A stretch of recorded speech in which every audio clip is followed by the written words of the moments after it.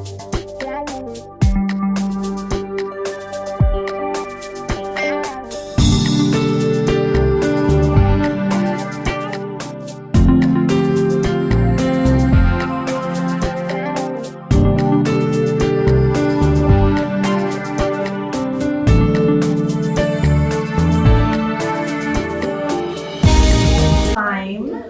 day. Thank you all for being here.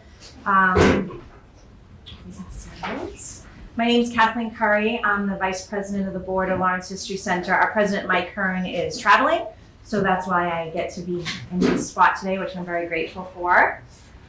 Susan will highlight what an amazing year we had again at the Lawrence History Center and Executive Director's Report, but I just wanted to acknowledge all Susan's hard work, and Amita and Kathy and everybody for continuing to make this place what it is today.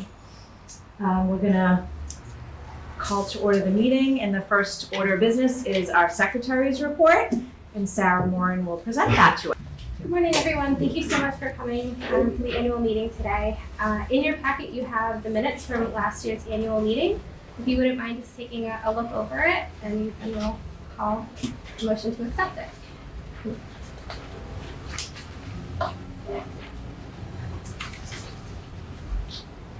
Motion to accept the minutes from our annual 40th annual meeting. Second. So moved. All in favor? Aye. Aye. All right. Thank you. Thank you. All right, good morning, everyone. My name's Mark Svensson. I'm the treasurer here at the Lawrence History Center. So in your packet, one of the pages, oh, right there, you'll see this brightly colored, beautiful pie charts. I wish I could say I made it, but I didn't. So we're a nonprofit 501c3 charitable organization. Our operating budget for the fiscal year 2018 was $198,000 and change. Then we did a lot of capital expenditures. We had about a $200,000 capital expenditure budget for historic preservation. We had the roofs on all these buildings replaced, some other work on the doorways or the gateways. So it looks really nice. We've been really happy with the work we've been able to do. So anyway, you can see our contributed support broken down by government foundations, which is our biggest piece of our pie, individual support and corporate support. And then our expenses down here, with $292,000 administration, fundraising, and the majority of it's programs. We do a lot of things, summer program, meet a lot of researchers come in and we meet and work with them. And then the other thing, down in this bottom green box, we were fortunate to receive a bequest from the late Clifford Wrigley, who was a local historian actually out of North Andover, I believe. And his whole, he spent a great deal of his time researching the history of the founding of the town of Andover. And when he died, he left a large sum of money to the Lawrence History Center, the North Andover Historical Society, and the Andover Historical Society, who together in a collaborative effort published a website and some findings on his investigations into the founding of the town of Andover. And the money that was left over was split to use to help support those three organizations. So we were able, with his bequest, to create an endowment fund. So we've invested, not an endowment, just a fund, an investment fund. Yeah. All right, thank you. So we've invested that, and you can see, I think from now on we'll be having that that line item or that piece on our treasurer's report. So everything's up here. If there's any questions, the only thing I'll say is our annual appeal will be coming up in the next couple months. So we're always looking for your money. So I don't mean to be blunt, but nonprofits like this don't exist without the support of the community. We appreciate everyone who has donated to us, whether time or treasure, to really help us thrive and meet our mission of sharing and preserving the history of Lawrence. So I thank you and look for those fun cards in the mail in the next few months. So if there's any questions, I'll entertain them. If not, I think I have to call for a motion to approve the treasurer's report. So moved, yes. Second, thank you. All in favor? Aye. Any opposed? Perfect, thank you so much.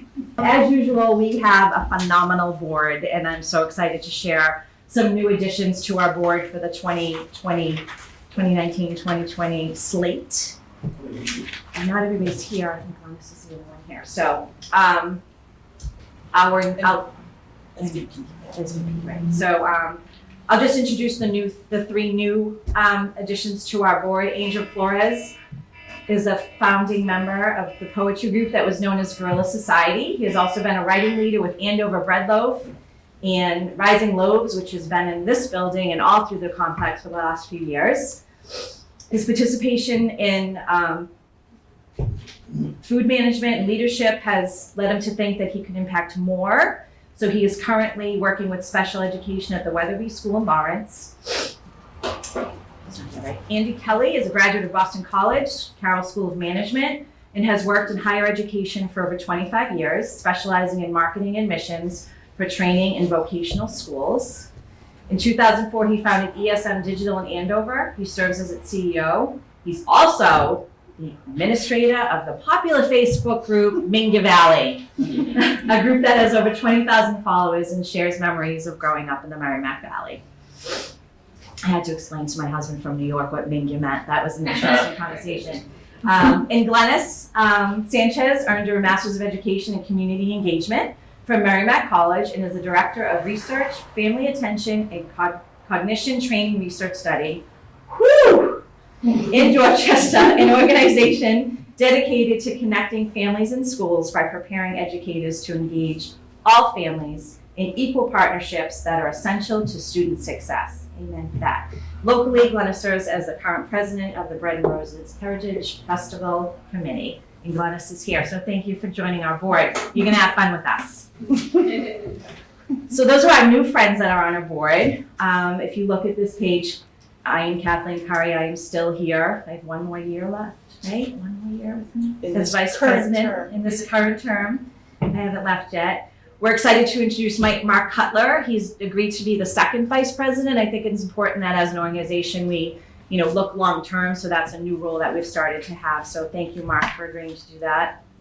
When you're not at Phillips Academy, you're here or walking around Lawrence with a group of children. Mike Curran, president. He's director of libraries at Northern Essex Community College. He's out traveling.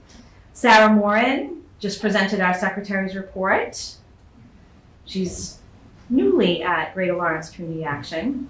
Mark Svensson, our teacher here at Central, will be presenting at 10:30, so everybody stay and listen. Thank you for continuing to be our treasurer. Wimper is still here, teacher at Lawrence High School. Nilly, you're here. He's in the back with the cool hat. Greater Lawrence Family Health Center, thank you for staying on our board. Mary Guerrero is in the building. There she is back there. Retired teacher, Lawrence Public Schools, owner of Cafe Azteca in Altalena. But more importantly, she helps with our Rising Loaves program all summer here for 3 long weeks in the summer. So we're so grateful for your talent for that. Karen is here. Karen is president of trustees, Andover Memorial Hall Library, Andover Preservation Commission, a phenomenal artist. And we're so grateful that you continue to support our board. Ellen Meinzer, Director of Outreach, Community Rowing. She's the one that has the whistle at the 5K race, and she supports that endeavor that is getting better and better every year, so we appreciate her. And James Sutton, Library Consultant. He is also on our committee, the Collections Committee, which he sees all the really cool stuff when it comes in. We have an outgoing board member, Yadira. She has been a friend and major contributor to our collection for many, many years. We're grateful for her time on the board and we'll continue to see her. So she's not really going anywhere. And then good old Chet. Because we're family at Lawrence History Center, his name will forever be on our board slate. He is our president emeritus, and we felt as a board that his name should not be removed. So we will continue to have that on our slate. So this is our slate. Do we have any questions before I call a motion to accept? No? Can I have a Is this slate vote a complete slate? It is Yes, this is the One complete vote for slate. complete Yep. slate.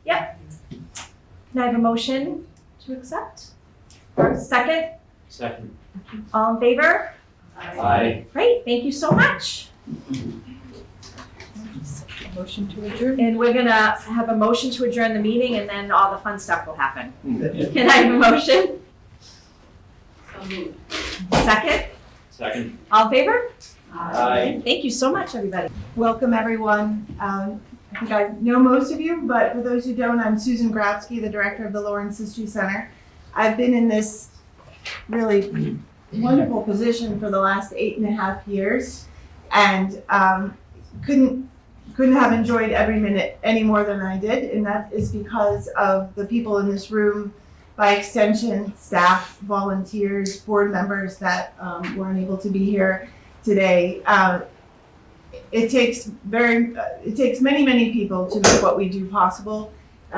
As Kathleen, or rather Mark said before, we're an independent 501c3. We manage to raise all dollars ourselves through individuals, foundations, corporations, and some from government. So it's really important that everyone work well together and in complementary ways to make sure that our mission is pushed forward. We're in our 41st year, which is really quite a magical statement for organizations like ours, and we're thriving. So this is probably the cover for this year's 2018-2019 annual report. Those who work with me daily know that when I say that's probably the cover, that it may change. So, but that's where it is right now. We're hoping to release it in the next few weeks. We'll release it online to the majority of people in our circle. We had a wonderful year. After the 40th, let me back up here. We met at the end of last year to create our new strategic plan that will bring us across the next 3 years. We did surveys of our community, which we hadn't done in the same way in the past, which was informative for what it showed and what they didn't show, who we were reaching and who we aren't reaching. And put together, I think, a really nice strategic plan that will guide us across 2019, 2020, and 2021. So this past year, we had our road race. This was our 6th road race. We had about 140 or so runners. We still hope to grow that, but it does earn the organization a net profit of about $6,000. So really meaningful, and it also allows us to engage with a population that we wouldn't otherwise perhaps engage with. And so that's really important. You see Ellen Minsner there with right before the Kids Canal Dash, which is very competitive every year. And then just some happy faces from en route. And our sponsor has been Enel Green Power for the last 5 years, and they've been a good partner for this race. We honored on June 20th Mark LaPlante, largely for his efforts in putting together the Lawrence World War I project. We were about a little over 125 of us were over at the Lawrence Masonic Lodge, which is a beautiful space if you haven't been in there, really quite gorgeous. So we were pleased to be able to honor him for the local history project that he put together. He engaged his colleagues, community members, and others to be narrators for videos about the 36 World War I veterans who had already been memorialized in the city with squares, bridges, in various ways throughout the city. And he brought those stories to life for the current population. And as we drive by bridges that are named, or as I said, squares and such, it allowed people to really learn about those who had lived in the city before and who had fought and died in that war. In the early spring, we entered a postcard contest, which I laughed because no other community across the entire state was able to mobilize their vote more than this community. We blew every other competitor away to vote for this image of women marchers in the 1912 strike. And so that image is what went out to everyone in the Commonwealth for the Mass History Conference in June. And their theme was empowering our communities through history. Sorry, I should have my glasses on. And so anyway, so that was kind of fun. And these are some familiar faces attending that meeting. Of course, it was on their big screen at Holy Cross in Worcester with the image from Lawrence. Kathy, Mark LaPlante, who was a presenter that day, Louise Sandberg from the library, and of course Anita front and center there. And then our Rising Loaf programs. This was our 5th year of the partnership with Andover Bread Loaf and multiple funding sources to put together this program that had 6 writing leaders, which are young people from the Lawrence community who perhaps went through Andover Bread Loaf at Phillips Academy themselves, but who have now risen through the Rising Loaf program to be leaders in working with young students. I think we had about 35 or so this year, middle school students from Lawrence. It's a free program. They come together. Mary Guerrero is the director, Nilly and the other faces in the room have played really important roles with the program across the year. But we're excited to be planning already for the 6th year. The students use almost every inch of the complex to learn about the history, to learn about themselves through writing, through art. They go on walking tours and field trips and such, and this place is alive for those 3 weeks. The next week, we're all kind of like, wondering where everyone is, and it's a very quiet week when those students leave. Historic preservation, we have, Mark mentioned some of them. Our back deck blew open, not deck, I wish we had a back deck. Back gate blew open one day. I stood up in my office and saw it, and I thought a car was coming through, but it wasn't. It was just the wind. So that's been rebuilt. We've had some other ways of raising money, one of which is through Facebook fundraisers. So our insurance had a deductible of $1,000, and within 2 or 3 days, I did a quick Facebook funder, and we offset that by $705. So that was really great. The roofs, we mentioned the roofs, they've all been replaced on our 5 buildings, and the cupola there on the blacksmith shop has also been brought back. So that's exciting. The other bit, there were a lot of dollars in that capital budget that Mark outlined, and the bulk of them are going to our elevator, replacing the elevator in our main building that had been decommissioned 2 years ago. That's a $110,000 proposition, and we've raised the money to replace it. So we have a contract back from Mass Development. Half of it was through Mass Cultural Council and Mass Development, and then the rest was through foundations and individuals. So we have the contract, and we're just sort of working with a contractor to update his quote from 2 years ago. And so within the next few months, within 6 months safely, we'll have a new elevator in the main building. So that's huge. So grateful to the board and everyone else who helped raise money for that. And unless there are any other questions, I'm going to hand it over to Amita for her collections update. Did anyone have any questions about it? Is your strategic plan online? It is online. So on our website, there's a column on the right, and it's down, and there's a PDF of it there. Yeah. Good morning, everyone. I'm Amita Kiley. I'm the collections manager here at the Lawrence History Center.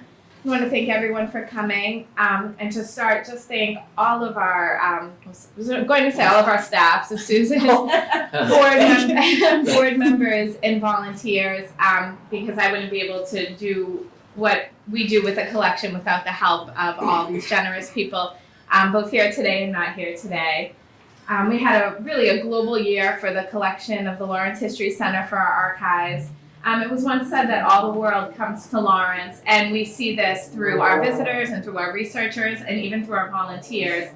Some pictures represented on the slide I'll talk about. This year we participated with Cultural Homestay International, which they are a group that provides cultural immersion and volunteering for students in other countries. So we welcomed 4 volunteers from China who lived in Lawrence and Haverhill with host families and volunteered for 80 hours apiece at the Lawrence History Center. And in addition to working on the collection, we were able to offer them some unique experiences that were very meaningful to them and to us as well. One such event that we attended was the funeral for a Laurentian who was a World War II veteran. His name was James McHugh, and he died without any living family. There was a call to the public to attend his funeral at Bellevue Cemetery last winter. So there were other board members of the History Center and staff that attended, and we took the Chinese students to the funeral as well. And it was something so uniquely American, a way for them to honor our culture and respect a veteran, and it was something we wanted to do as well. And they were just so grateful to have that opportunity because in China, the funeral process is much, much different. So that was a great experience that we were all able to participate in. They also were able to meet a Lawrence police officer who was at the History Center doing research on the history of the LPD.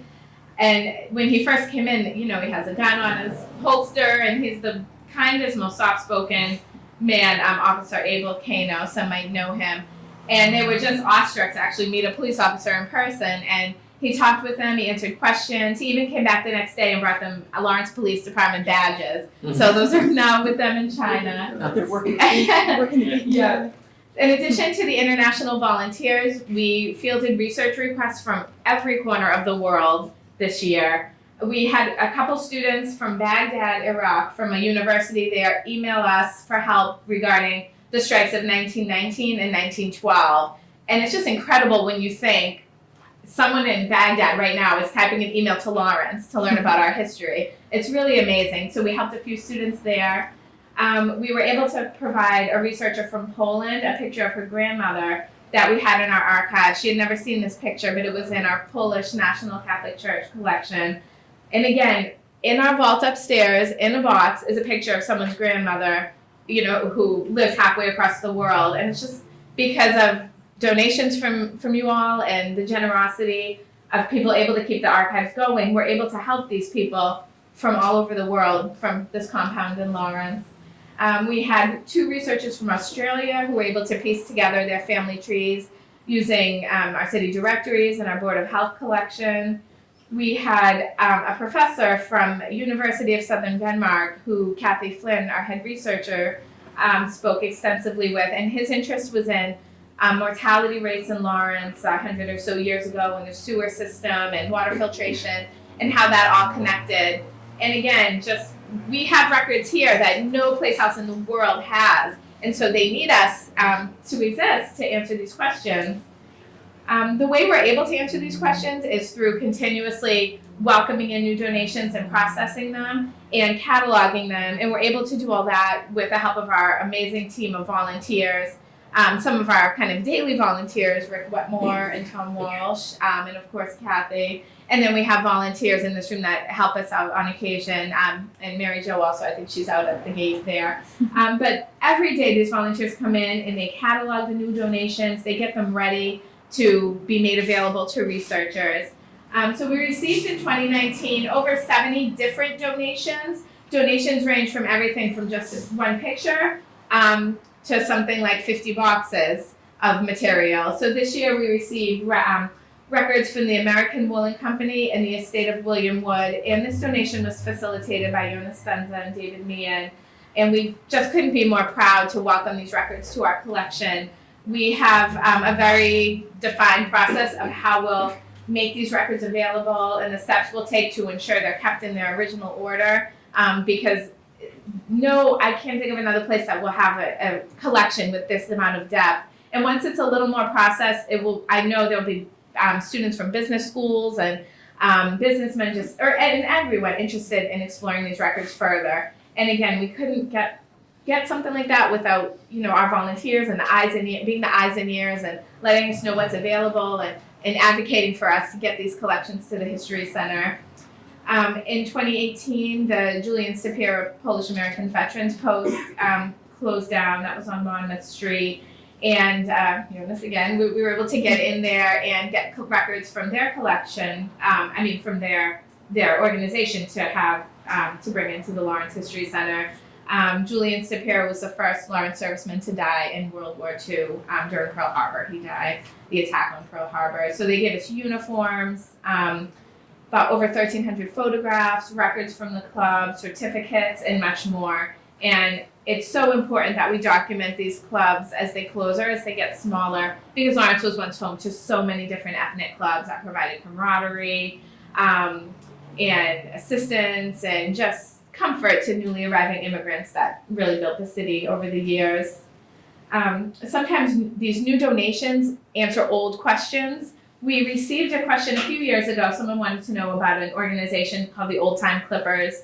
I think it was sports related, and we looked all over the collection and we asked different people in the community, and we were really not able to find really anything, surprisingly, on that organization. That was a couple years ago. Maybe a few months ago, a donation came in of a scrapbook from a donor in Maryland, and we opened it, and the very first page has 2 articles on the Old Time Clippers. So we were able to call the original donor and say, we have the info now, and then call the donor who gave the scrapbook and say, your donation answered a question from 3 years ago. So it's great when that can happen. Sometimes we're able to answer even 100-year-old questions. So during the strike of 1912, a man named John Ramey was killed, and during the strike he was stabbed with a bayonet. His killer was never identified, and there's some mystery around his death. So several months ago, we were approached by a donor who had in his records a letter from his grandfather. His grandfather was one of the students, Harvard students who came to Lawrence to keep order during the strike. And the author writes in the letter about having the misfortune to use his bayonet, but he thought the situation couldn't be helped. And the letter writer notes the man eventually died, and the matter was hushed up with only higher authorities knowing the full circumstances. And since there were only 3 deaths associated with the strike of 1912 and only 1 person died with a bayonet's puncture wound, could this letter be written by the man who killed John Ramey? So we can't say for sure, and there's a lot more research that would have to be done to even make any kind of assumption or not assumption, but any kind of statement. But it's opened up a 100-year-old question and a whole new set of research. So just when you think everything's been researched or there's nothing else out there, we get something in the mail or a phone call. Our mission travels beyond the walls of the History Center. This spring, I presented at the New England Archivist Spring Meeting in Burlington, Vermont, where I talked about kind of a community archive and how does a community archive preserve the history and share it, and how do we partner with people in the community, because you certainly can't do it alone. And I think there's no better example of an archive that's supported within the community than us, because we have so many wonderful partners. We work with so many different people, and a rising tide floats all boats. So something, where the history is important makes pride grow. Pride grow makes the city better. So it's just a swell that will get better and better. And so one step is sharing the mission of the Lawrence History Center. Kathy Flynn and I visited the MIT archives earlier this year to explore the material on MIT trustee Hiram Mills and their information in the archives regarding the Lawrence Experiment Station. And so we worked in the archives for a few hours, and it's so exciting when you're in a different archives and a prestigious one like MIT, and you're looking through and then you see Lawrence and Jackson Street and Essex Street and Hiram Mills and all these familiar names, and you're not in your own archive. So we just love when we see Lawrence spread far and wide, our history spread far and wide like that. We really believe that getting students and young people involved and interested in the History Center is a way to grow and to build. So we've hosted interns from Merrimack College, UMass Lowell, University of New Hampshire, Lawrence High, Notre Dame Cristo Rey High School, Lawrence Public Schools, Lawrence Charter Schools, and Valley Collaborative of Bill Ricca. These students are enthusiastic, and they really are making a difference at the History Center. There's no busy work at the History Center. Everything furthers our mission. And we love to see the students grow and come back and just kind of track how their experience at the History Center has helped them as they go through school and beyond. And again, we couldn't do this without the support of everyone in this room and people who are not here. I just thank so much for everyone for sharing their time and their talent, and coming here today and coming here every day to volunteer. I just want to thank the board, the staff, and the volunteers again for making the History Center what it is and allowing us to grow our collection and share it with the world, really. And if anyone has more specific questions, I'll be happy to answer anything when we're finished. So that actually concludes the annual meeting. So we're going to take about a 5-minute break.